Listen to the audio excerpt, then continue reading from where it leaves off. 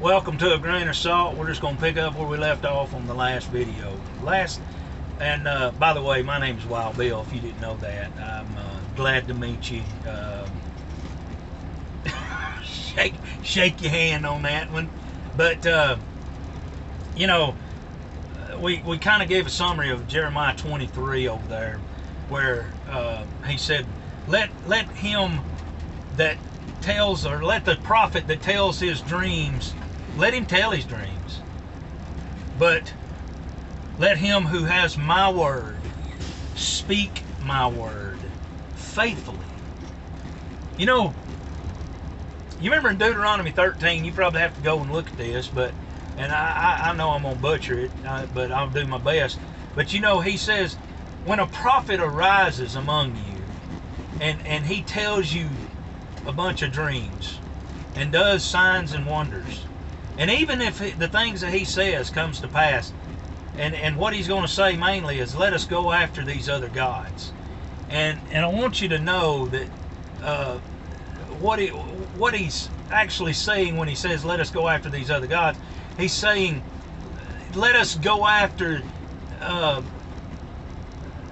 anything and everything that's other than the prescribed word from the God, the Creator. Other things that has been said by other folk. And, let us go after other gods. Let us serve them. Let us keep their words. Made up stuff. And but the part I wanted you to think about was the dreams part. And I hear a lot of that these days, and have for the last 20 years or so. These guys get to talking about their dreams and their visions, you see. And over there in Jeremiah 23, he says, let the dude, the prophet that has a dream, let him tell his dream, but the one that speaks my word. So what he's wanting to shut the false prophets' mouths up, basically. But you remember, so I wanted to continue in Deuteronomy 13. He says, don't listen to them, even if what they say comes to pass, because he says, I am testing you. So if this prophet rises up, he says, I am testing you to see if you love me, to see if you love my word, to see if you're going to cling to me, right? And so, these guys are a test. You ever thought about that? Well, God would never bring a false prophet into our midst. You really? How you gonna twist that out of the word? I know some people will try. But something else I wanted to mention about false prophets. We're still defining kind of who they are, what they do. But over there in Zechariah 11, this is such an amazing passage of Scripture that talks about what we just mentioned about how God raises up the false prophet for a reason, to test us, to see if we're going to follow them instead of him, to see if we'd rather have our ears tickled, or we're going to give those guys the boot out of our lives and out of our thinking. And we're going to talk more about what the word beware means. If you want to jump ahead and look that word up and find out what it means, beware of false prophets in regards to that. But over here in Zechariah 11, we see a place where God himself, through Zechariah, says, there in Zechariah 11, he says, behold, I am going to raise up a shepherd who will not care. I'm sorry, I'm having to watch what I'm doing here. Who will not care for the perishing, who will not seek the scattered. What kind of shepherd is this?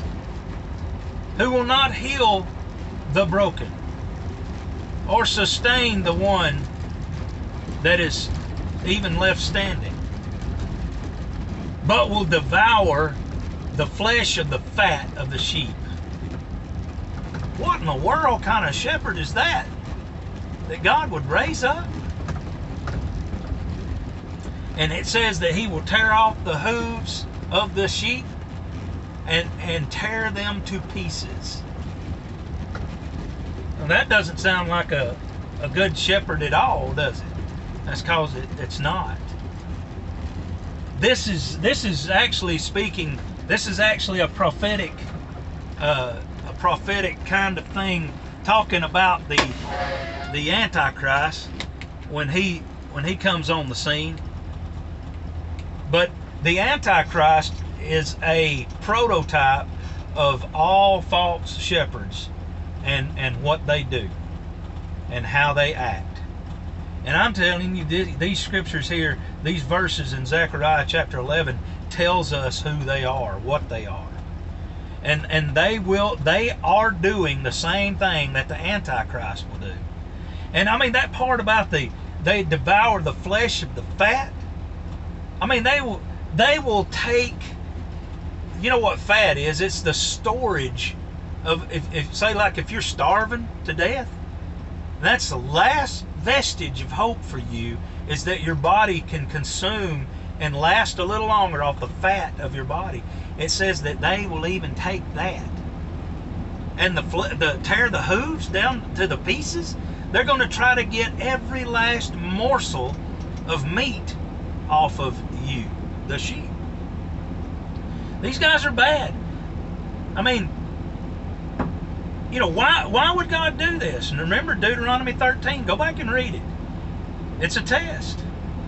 And that's why I keep saying, get away from them. Don't have nothing to do with them. Don't lend your ear to them for a moment. You know, the scribes and the Pharisees were high on the scale of what a false prophet and a false teacher would be. Scribes and the Pharisees were these guys, and they would use and abuse the people for their own gain. You know, they were self-seeking, and they had a heart trained in greed. They just wanted to take from the people. False prophets and teachers, you know, they present themselves as good teachers, as good shepherds, and then they tear the flock to pieces. That's what they do. That's what they do. But you know, there's always an audience for these guys. Always, always, always an audience. Because they say what the people want to hear. And the people love it. They love to have it so. They were false prophets in the Old Testament, New Testament, and today. Take everything I'm saying with a grain of salt, though.